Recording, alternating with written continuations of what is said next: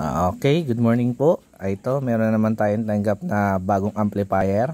China amplifier lang po siya, X-Bass ang brand. So, ang sabi ni customer ay sinunog daw po yung speaker nila dun sa kanila na ikinabit. Hindi ko po alam kung anong sukat ng inilagay, pero ang sabi medyo malaki daw, parang mga D12 daw, ganun. So, ayan, check natin yung loob. Kita naman natin na malaki lang pala yung kanyang kaha. So, ayan. Check natin yung speaker. Baka meron siyang DC out. Kaya siya kaya nagsunog ng speaker nila. Hindi natin alam kung bakit. So, ayan. Test natin. Meron. Kabilaan. Meron siya. Meron siyang dun sa resistor dun na 47 ohms. Meron siyang DC out papunta sa speaker. So, ayan. Linisin muna natin ng konti at medyo malinis dahil di nga siya naman madalas nabubuksan at nalilinis. Ayan, medyo maraming alikabok. Ayan, umpisa na natin kalasin. Ganun ulit, tornilyo naman sa ilalim, support ng heatsink, then yung dalawang tornilyo dun sa ating speaker terminal at dalawang tornilyo din dito sa may input. Yan, mabubunutan natin yung board. Kita natin, meron siyang dalawang IC doon na may number na TDA 2030 na pag tinignan natin sa datasheet, yun ay 15 watts lang. So, ayan. Kalasin na natin yung IC muna. Itong part na to. Ito yung nagiinit na matindi. Yan. Kasi natin yung isang sakit doon para hindi tayo mahirapan. Yan. Pasensya na po kayo, hindi po ako gumagamit ng desoldering pump kasi medyo sanay naman na po tayo magkalas ng mga ganyan. Ingatan naman po natin maigi yung board na hindi matuklap. Pagka humatak naman po tayo ng mga ganyang parts, kailangan lagi pong pababa. Huwag po natin gagalaw-galawin ng kanan at kaliwa o itataas natin ulit. Doon, sigurado tuklap ang board nyo doon. So, dapat po sabay-sabay natin hatakin yung pyesa doon para yung paa niya sabay-sabay din sumama doon sa pagtanggal doon sa ating copper clad. So, iyan. Tanggalin natin isa, testing natin ulit. Yung isang side niya. Audio test tayo.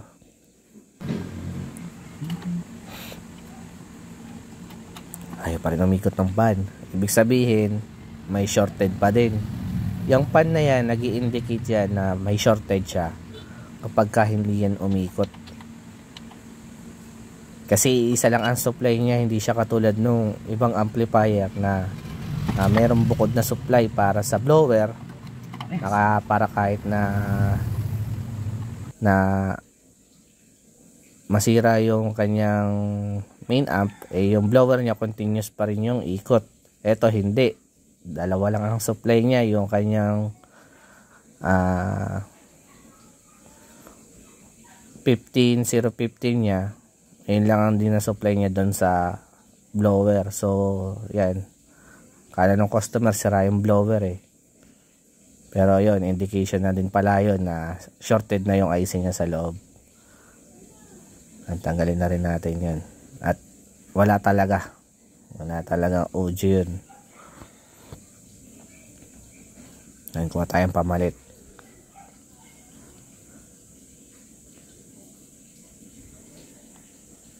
Yan, dalawa. Yung pong TDA 2030 na yun, pwede po yung may letter sa dulo, pwede yung may A, o kahit walang letter. Parehas lang naman po yun. Tapos yan, check natin yung voltahe doon sa dalawang main capacitor natin. Kailangan po yung voltahe doon parehas. Tapos short natin.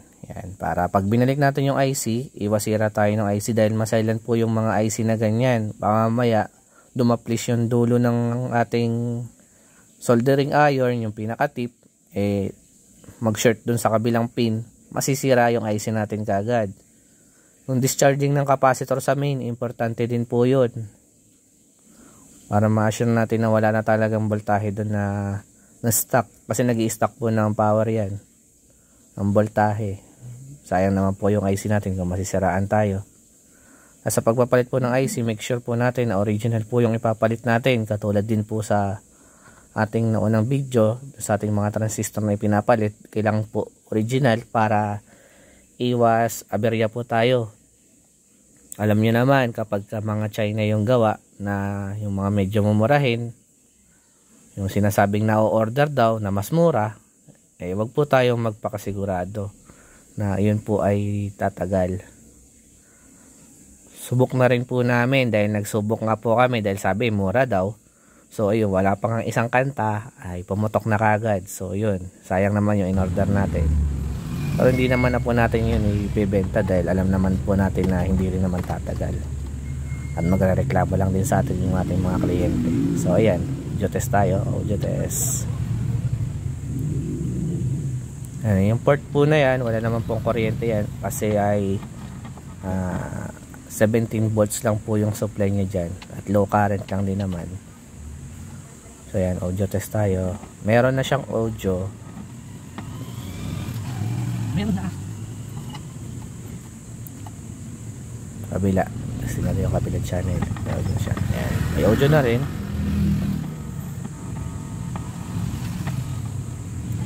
May audio siya dyan, pero hindi rin kalakasan.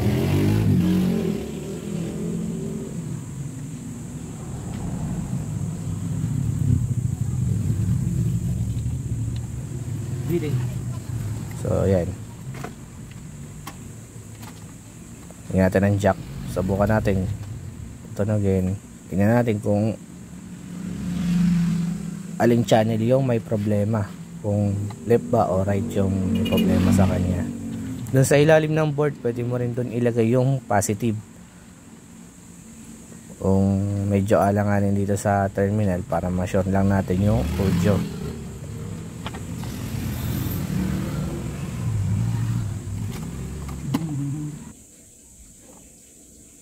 So ayan, tanggalin natin yung main volume, palitan natin. Yung volume po niyan ay stereo 6-pin B100K. 100K po siya na volume control stereo. Baka po mamaya namili kayo, binigay sa inyo walang B sa unahan, ang binigay lang sa inyo ay 100K na 6-pin. Parehas lang po yun.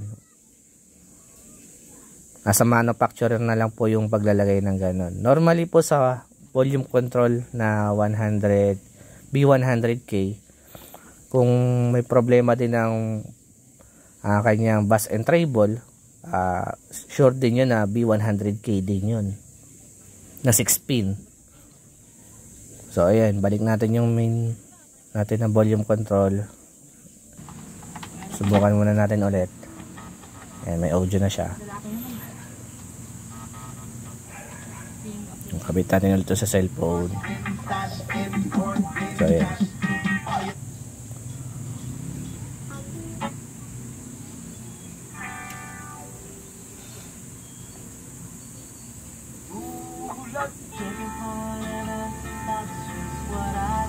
Okay na.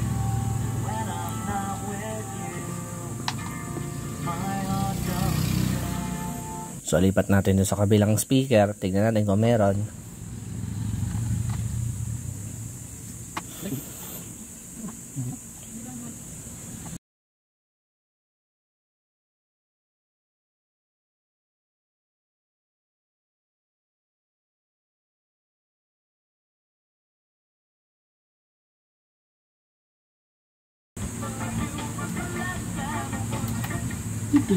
Yan, so yun, baklasin natin yung socket dito sa may ibabaw. Meron dyan nakasulat na L, ground, then R. So tanggalin muna natin yung wire. Pwede natin ipag-swap yon, yung sa left at yung sa right, para malaman natin kung okay na ba yung kabilang channel natin, kung wala na bang diferensya yung mismong main amp natin. Yan, tinutusok lang naman ng tester, yung test probe, yung pinakasakit niyan. Meron lang naka usli na metal lock yan dyan. Pwede naman tusukin. Pagpalitin muna natin para makita natin kung good na ba yung kabilang channel, kasi medyo mahina yung isa.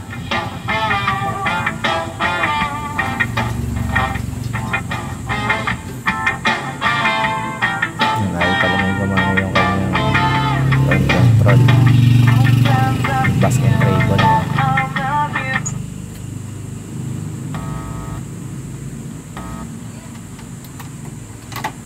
So ayan, tanggalin natin yung isa. Rekta muna natin yung left and right nya ulit doon naman sa ibabaw. Ayan, tapos tingnan natin ulit. Ayan, bali yung mono yung tone control nya.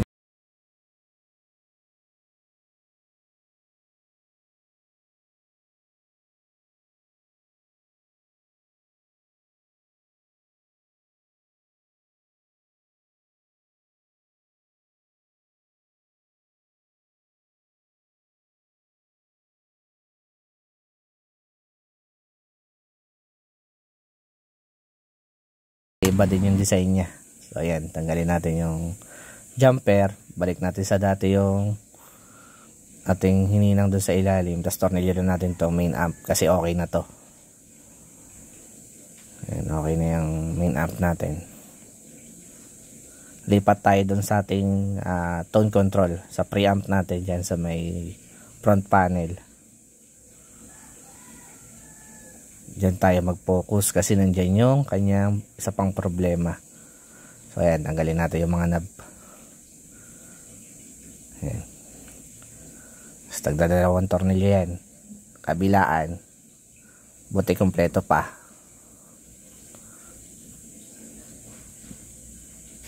So ayan, meron tayong customer. Kinukuha yung electric pan niya. Kung okay na daw ba. Ayan, dinala rin yan kanina. So ayan, pinull out na natin yung electric pan niya. Okay na yan. Tapos balik tayo ulit. Bayad daw, bayad. Ayan. Tapos ayan, tanggalin natin ulit. Continue na tayo sa ginagawa natin. Tanggalin natin yung front panel.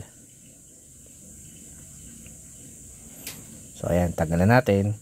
Gamit tayo ng T-range na 10mm. Saktong-sakto po yan dyan sa ating nut ng mga volume control.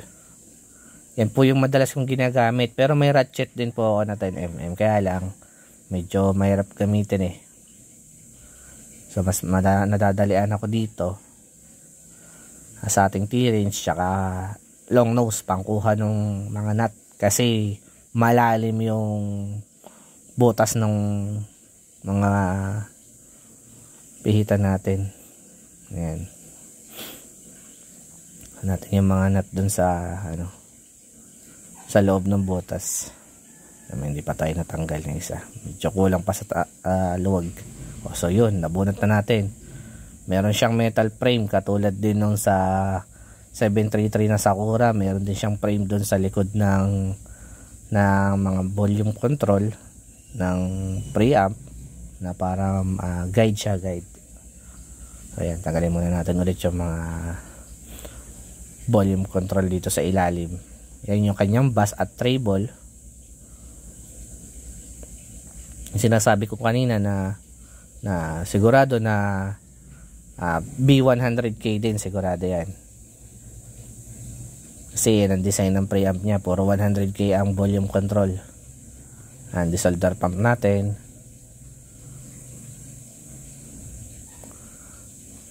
Ayan, tapos palit natin yung ating bago. Yung iba niyan meron parang nakausli doon, yan pinuputol natin yun kapag nilalagay natin kasi wala naman siyang butas para dun sa guide. So kailangan tanggalin yung nakausli na kapirasong bakal na yun. Malambot lang naman siya kasi pundido lang. Kasi balik natin yung ating guide. Tapos kabit natin ulit sa frame. Tapos balik natin yung mga nut. Yung mga volume control na bago, may kasama rin mga bagong nut yun. So kung gusto mong ibalik o kung gusto mo yung dati na lang din, bigyan mo na lang kay customer yung spare. Bahala na kayo. So ayan, set natin sa 0 lahat yung ating volume control bago natin balik yung knob para pagka inikot natin calibrated pa din. Kung naka-point siya sa 0 sa 12 o'clock or doon sa maximum. So ayan, ako po, pumasok pa sa ilalim yung isang knob natin.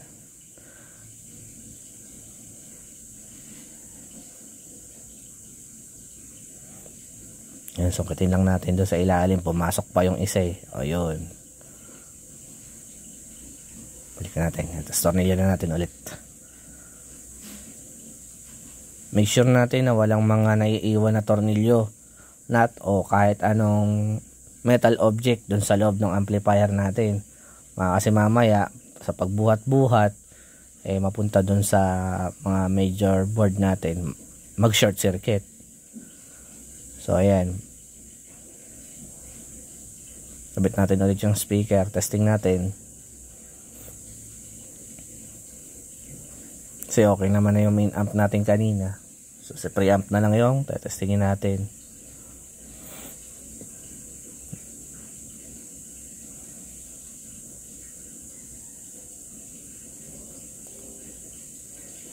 Ayan, audio test. Tapos yung jack.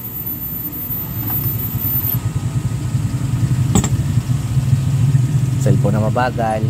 Ayan, ang bagal ng cellphone ko lagi. Hirap tayong mag-testing. Ang bagal.